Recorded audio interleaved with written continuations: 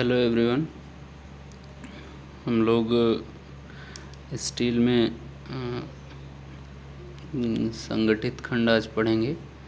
इससे पहले हम लोगों ने संपीड़न उपांग के बारे में पढ़ा था। संपीड़न उपांग में ही संगठित खंड आता है।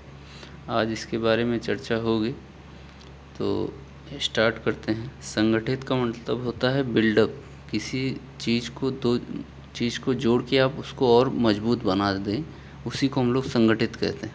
ठीक है, संगठित जैसे वर्ड ही कह रहा है कि संगठित का मतलब यही होता है कि किसी दो चीज़ों को आप जोड़ के तीसरी जो चीज़ बनेगी वो आपकी और स्ट्रांग होगी। आगे बात करते हैं इसकी डिफिनीसन क्या है। कब ज़रूरत पड़ती है संगठित खंड की, कब आवश्यकता पड़ती है, कहाँ ज़रूरत पड़ती है, उसी के अकॉर्डिंग इसको पढ़ना है। क्या कह रहा है, जब संपीड़ांक पर अधिक भार आ रहा हो तो प्रायः दो या दो से अधिक खंडों को आपस में जोड़कर संपीड़ांक तैयार किए जाते हैं। तो जब हैवी लोड, ज़्यादा लोड, अधिक भार की जब किसी भी सेक्शन में ज़्यादा लोड आता है तो हम लोग वहाँ पर क्या देते हैं, संगठित खंड प्रोवाइड किए जाते हैं। तो ये चीज़ आपको ध्यान देनी है। जब आपका खंडों जब अधिक भार, ज़्यादा लोड की ज़रूरत पड़ती है तब हम इसको देते हैं। अब बात करते हैं इसमें ये सेक्शन कैसे होते हैं। तो ये आपको दिख रहा होगा कि ये एक खंड ये है, एक खंड ये है, दोनों को हम लोग जोड़ेंगे। दोनों को जोड़ेंगे तो क्या होगा, एक संगठित खंड बनेगा। ऐसे ही ये एक खंड है, एक खंड ये है, दोनों को जोड़ा जाएगा तो एक संगठित खंड बनेगा। अब देखिए, इनको जब जोड़ते हैं, मान लीजिए जोड़ने को तो हम जोड़ देंगे, लेकिन इसका जो फार्मूला है, इससे पहले हम लोगों ने जो पढ़ा था, इससे पहले जो कौन सा संपीड़न उपांग के बारे में हमने पढ़ा था। संपीड़न उपांग क्या कहता था, कंप्रेसिव मेंबर क्या कहता था, हमारा जो कंप्रेसिव मेंबर है वो कैसा होना चाहिए। तो अभी संपीड़न उपांग में हम लोगों ने देखा क्या कि हमने क्या किया था, ये कुछ स्टेप थे इसके। इस स्टेप में हम लोग देख रहे हैं, यहाँ लंबाई है, ये सकल क्षेत्रफल हो गया, ये परिभ्रमण त्रिज्या। तो न्यूनतम परिभ्रमण त्रिज्या में हम लोग को आई मिनिमम चाहिए था। आई मिनिमम का मतलब जड़त्व आघूर्ण कहते हैं, इंग्लिश में कहते हैं मोमेंट ऑफ इनर्शिया। ठीक है, तो इसको हम लोग ज्ञात करने में दिक्कत होती है। जब खंड आपका बड़ा हो जाता है तो उसको फाइंड आउट करने में प्रॉब्लम होती है। तो हम उसके लिए क्या करते हैं, ये सारे फार्मूले हैं। यहाँ क्या करना है, एक खंड है ये, ठीक है, आप स्टील टेबल से इसको फाइंड आउट करेंगे, इसका क्या सारी चीज़ें फाइंड आउट कर। तो उसके बाद क्या करेंगे, देखिए दोनों का जड़त्व आघूर्ण हम लोग क्या करेंगे, बराबर करेंगे। आई एक्स एक्स और आई वाई वाई, ये एक्स एक्स एक्सिस है, ये वाई वाई एक्सिस है। इसके बाद क्या करना है, यहाँ देख रहे हो कि ये एक कोणीय ये खंड है, इसका क्या होगा, केंद्रक क्या होगा, सी वाई वाई होगा। यहाँ से इसका केंद्रक होगा क्या, सी वाई वाई होगा। ठीक है, और इसको अगर पीठ से पीठ मतलब ऐसे रखा जाए तो इनके बीच की दूरी जो होगी वो हम लोग क्या होगी, डी होगी। इस खंड के बीच, इन दोनों खंड के बीच की दूरी क्या होगी, डी होगी। ऐसे ही इनके पीठ से पीठ दूरी हम लोग देखते हैं, तो इसकी पीठ ये है, इसकी पीठ ये है, तो इनके बीच की दूरी डी है। ऐसे ही इसकी पीठ ये है, इसकी पीठ ये है, इनके बीच की दूरी क्या है, डी है। ठीक है, और इस खंड का सेंट्रोइड केंद्र कहाँ है, सी वाई वाई। अब आपसे कहा जाए कि ये खंड आई एक्सेस से क्या है, आई एक्स एक्स पे ये खंड क्या है, सिमिलर है। तो इसका हम लोग जो आघूर्ण आएगा उसको, ये कैपिटल एक्स एक्स है, ये small x x. Small x x का मतलब एक कोणीय खंड का जड़त्व आघूर्ण। ठीक है, तो उसमें 2 से गुणा कर देंगे तो दोनों का निकल जाएगा। लेकिन आई वाई वाई में दिक्कत है क्योंकि उसमें सिमिलरिटी नहीं है। ठीक है, तो उसको हम लोग ज्ञात करने के लिए तो एक खंड का हम लोग क्या करेंगे, एक खंड का, एक संपीड़न उपांग का क्या करेंगे, इसका जड़त्व आघूर्ण प्लस इसका क्षेत्रफल एक का, ब्रैकेट में d/2, ये पूरा d है, हम लोग क्या करेंगे, इसका आधा करेंगे, d/2 हो जाएगा ये। इसके बाद प्लस सी वाई वाई कहाँ है, यहाँ है। तो इन दोनों अक्ष के बीच की दूरी का होल स्क्वायर। ठीक है, आप लोग फार्मूला जानते ही हो, AH फार्मूला क्या होता है, पैरेलल थ्योरम का, परपेंडिकुलर थ्योरम का आई कैपिटल वाई वाई बराबर I small Y Y plus A H square होता है ना। तो यहाँ एच क्या होता है, दो खंड के बीच की ये दूरी, दो केंद्रक के बीच की दूरी कहलाती है आपकी ए एच। तो यहाँ एच यही चीज़ है। अब यहाँ हमको क्या करना पड़ेगा, d/2 में से ये चीज़ जोड़ेंगे तब इस एक्सिस और इस एक्सिस के बीच की दूरी निकलेगी। अब बात करते हैं आगे इसकी। यहाँ क्या है, पूरी दूरी पीठ से पीठ दूरी कैपिटल डी है, तो इसमें क्या करना है, इसका d/2 कहाँ होगा, यहाँ से यहाँ होगा, इतना होगा। इसमें सी वाई वाई क्या करना पड़ेगा माइनस, क्योंकि ये खंड इधर है। हमको चाहिए क्या, इस अक्ष से इस अक्ष के बीच की दूरी, तो d/2 माइनस सी वाई वाई का होल स्क्वायर। सिंपल फार्मूला है। आपके बुक में क्वेश्चंस आसान दिए थे, इसलिए हम लोग इसको अडॉप्ट नहीं किया है। क्वेश्चन हमने अपने हिसाब से रखा है। खैर बुक का ही क्वेश्चन है, लेकिन थोड़ा सा टफ है। तो ये इस फार्मूले पे बेस नहीं है क्वेश्चन, इस फार्मूले पे बेस भी क्वेश्चन आपके बुक में है, तो आप उसको पढ़ना चाहो तो पढ़ सकते हो। तो एक अलग टाइप का क्वेश्चन हमको जो दिखा उसको हमने सॉल्व करने की कोशिश किया है।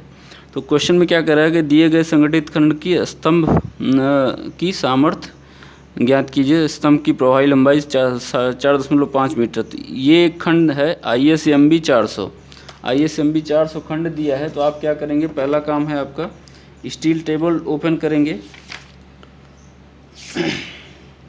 पहला काम है आपका स्टील टेबल ओपन करना,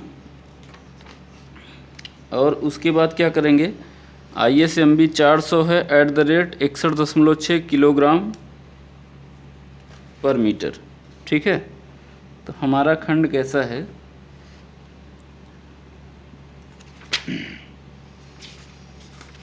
ISMB है, तो ISMB 400 शायद आप लोग देख पा रहे होंगे। ये ISMB 400 है, 61.6 आपका ये वेट हो गया इसका।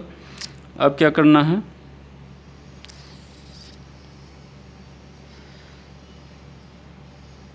आपको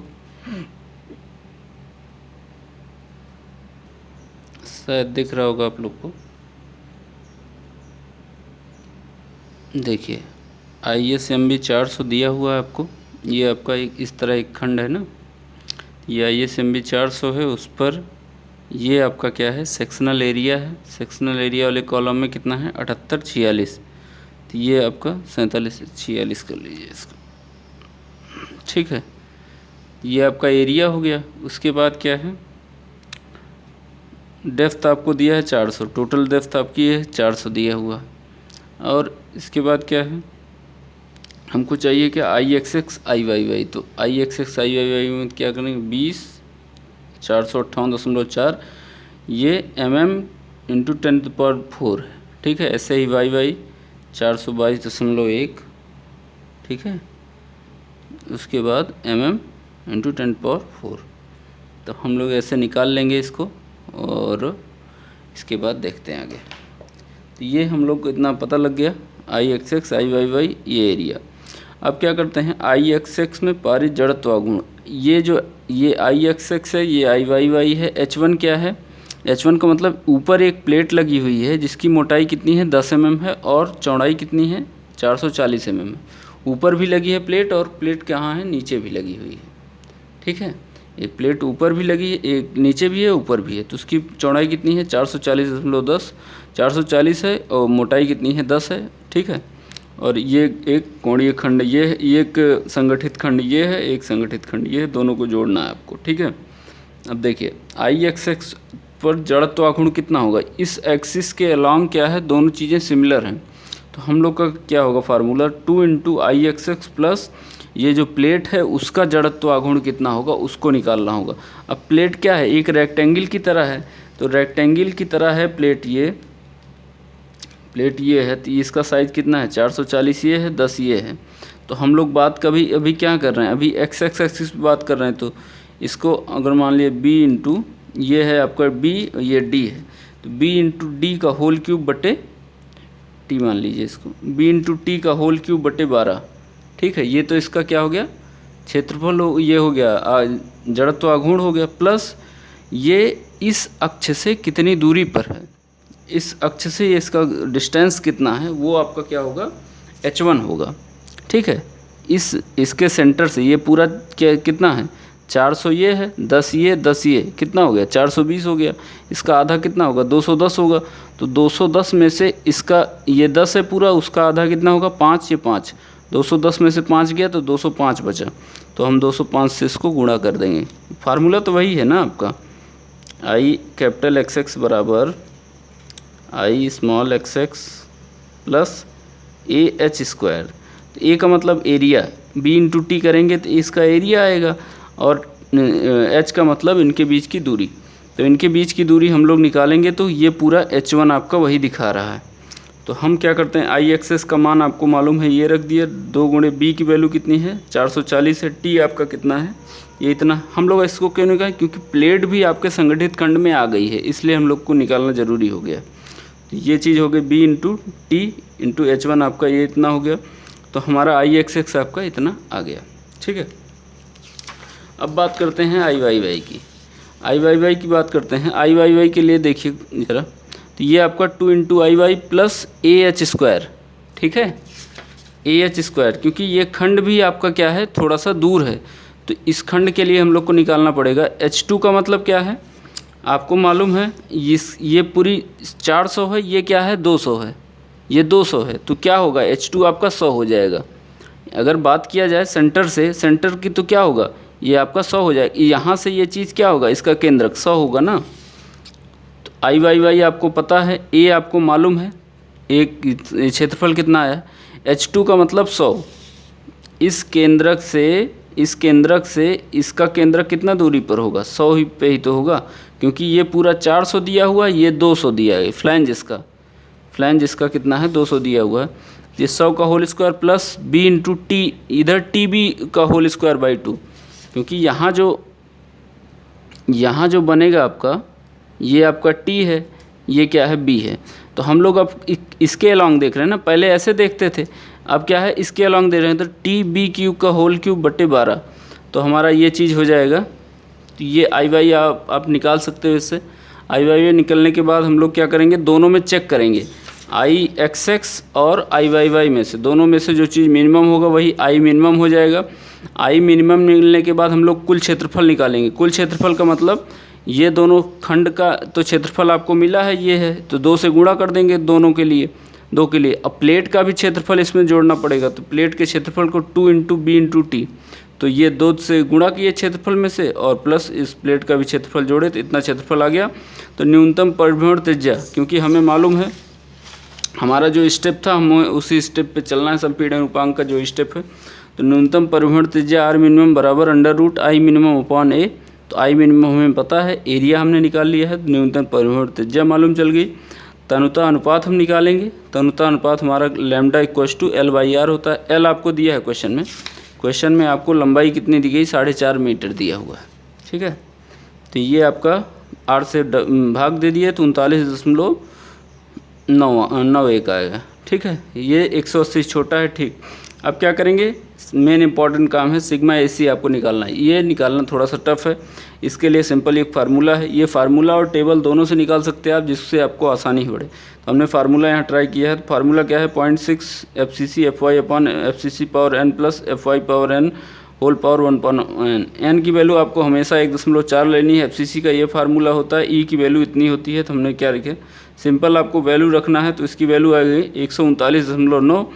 अब इसकी वैल्यू को कुल क्षेत्रफल में से, कुल क्षेत्रफल यहाँ निकाला हमने, उसके गुणा कर देंगे, तो हमारी ये क्या आ जाएगी, सामर्थ्य कितनी आ रही है, 34.05.9, इतना किलो न्यूटन हमारी सामर्थ्य आ जाएगी। तो ऐसे ही क्वेश्चन को करना है। अब और भी क्वेश्चन आपके बुक में हैं, आसान भी हैं, तो हमने थोड़ा सा टफ वाला लिया कि जिससे आपको चीज़ें समझ में आएँ। तो और भी अगर कोई डाउट हो रहा हो तो आप लोग पूछ सकते हो। चैनल को सब्सक्राइब कर लीजिए। Thank you.